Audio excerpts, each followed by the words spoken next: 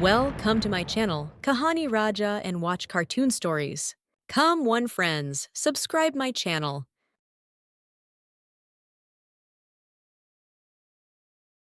गपोड़ी बहू।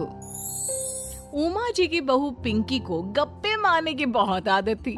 वो जब भी किसी के बारे में बातें करती तो बड़े बड़े गप्पे फेंका करती। आसपास के सब लोगों को पता था कि पिंकी बहुत बड़ी गपोड़ी बाज है। लोग उसकी बात पर विश्वास नहीं किया करते थे, लेकिन हाँ, उसकी बातें सुन सुनकर हंसते बहुत थे। अरे बहू, पड़ोस वाली शर्मा जी है ना, उनकी बेटी का जन्मदिन है, तुम भी चली जाना। ठीक है मम्मी जी, ये तो बता दो गिफ्ट में लेकर क्या जाना है? अरे लेकर क्या जाना है, 250 का लिफाफा दे देना, बस काफी है। अरे मम्मी जी, अच्छा लगेगा क्या? पड़ोसी हैं हमारे, हमें कुछ बड़ा लेकर जाना चाहिए।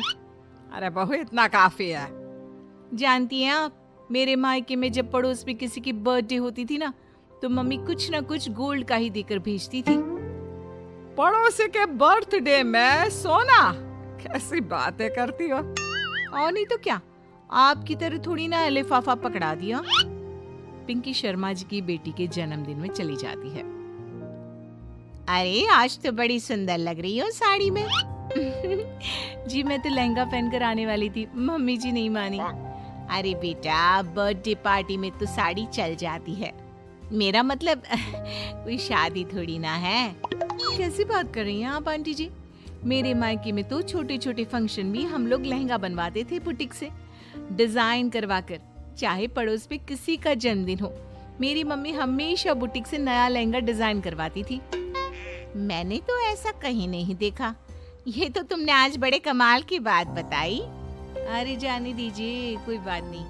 और बताइए, आपकी बेटी नजर नहीं आ रही? अरे भाभी, मैं यहाँ हूँ।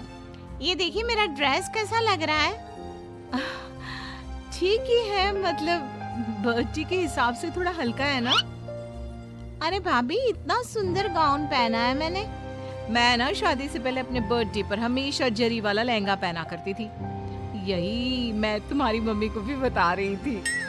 इसके बाद केक काटने का प्रोग्राम शुरू होता है। सब लोग इकट्ठे हो जाते हैं। शर्मा जी की बेटी का केक देखकर पिंकी से रहा नहीं जाता। उसके अंदर का गपोड़ी बाज बाहर निकल कर आ जाता है। अरे इतना छोटा सा केक! अरे बेटा, मेहमानों के हिसाब से ही है, जितने लोग इतना बड़ा केक।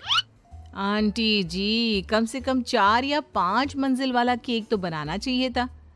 आपकी बेटी का बर्थडे रोज रोज थोड़ी ना आता है। मेरे बर्थडे पर हमेशा पापा 4 केक बनवाते थे। सारे केक 4-4 मंजिल के होते थे।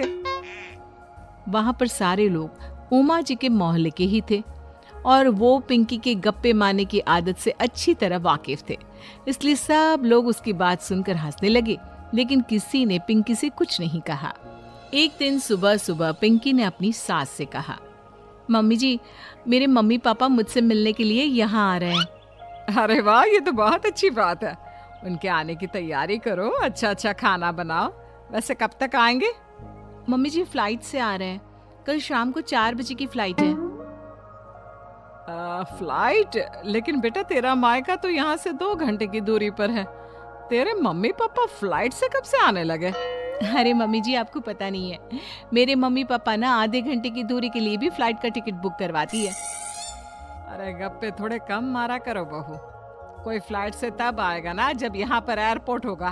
तुम्हारी मम्मी क्या उड़कर आएगी घर में? अरे हाँ मम्मी जी, मैं तो भूल ही गई थी। वो क्या ना, मेरे मम्मी पापा हमेशा फ्लाइट से ही ट्रैवल करते हैं, तो मेरे दिमाग से ही निकल गया था। अगले दिन पिंकी के मम्मी और पापा पिंकी से मिलने के लिए उसके घर आते हैं। आइए आइए जी, आपका बहुत बहुत स्वागत है। और समदन जी, हमारी बेटे की कोई शिकायत तो नहीं ना? ठीक से संभाल लिया है ना आपका घर? अरे मेरी बहू बहुत समझदार है, घर का काम बहुत अच्छे तरीके से करती है। बस थोड़ा ज्यादा बोलने की आदत है उसे, आपको परेशान करती होगी ना? बात तो आपकी सही है, उसकी थोड़ा ज्यादा नहीं बहुत ज्यादा बोलने की आदत है। लेकिन कोई बात नहीं, आपकी बेटी दिल की बहुत अच्छी है। बस थोड़ा बोलती ही तो ज्यादा है। पिंकी बेटा इधर आओ, देखो तुम्हारे मम्मी पापा आए हैं। तुमने इनके लिए खाना तो बना लिया ना? वो क्या है ना मम्मी जी, आपसे एक बात कहनी थी।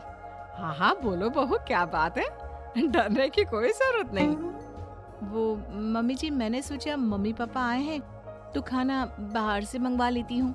अरे कोई बात नहीं बेटा, वैसे भी तुम किचन में काम करने लग जाती तो अपने मम्मी पापा से बात कब करती। बहुत अच्छा किया। अब तुम अपने मम्मी पापा के साथ बैठकर आराम से बात करो, मैं अंदर जाती हूँ।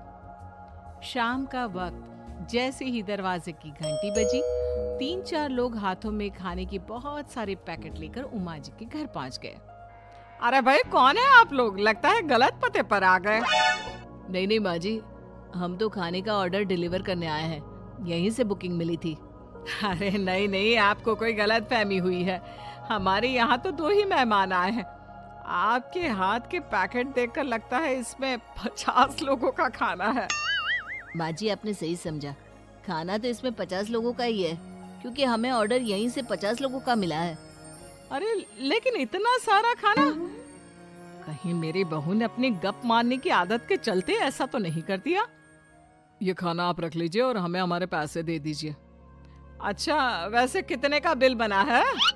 ज्यादा नहीं, बस 10,000 दे दीजिए। उन लोगों की बात सुनकर उमा जी पिंकी को आवाज देकर वहां बुलाती है। जैसे ही पिंकी वहां आती है, खुश होते हुए उन लोगों को वहां पर खाना रखने के लिए कहती है।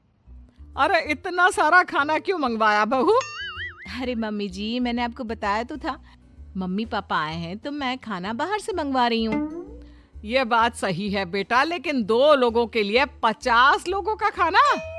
अरे मम्मी जी, कुछ कम पड़ जाए तो अच्छा थोड़ी ना लगता है। और मेरे मायके में तो ऐसा ही होता है, एक्स्ट्रा खाना मंगवाते हैं हम लोग। तभी पिंकी के मम्मी और पापा वहां पर आते हैं। अरे बेटा, एक्स्ट्रा खाना मंगवाने का मतलब ये थोड़ी ना होता है कि 2 लोगों के खाने के लिए 50 लोगों का खाना मंगवा लो। और बेटा, तुम्हारी गप मारने की आदत के चलते 10,000 का बिल आया है।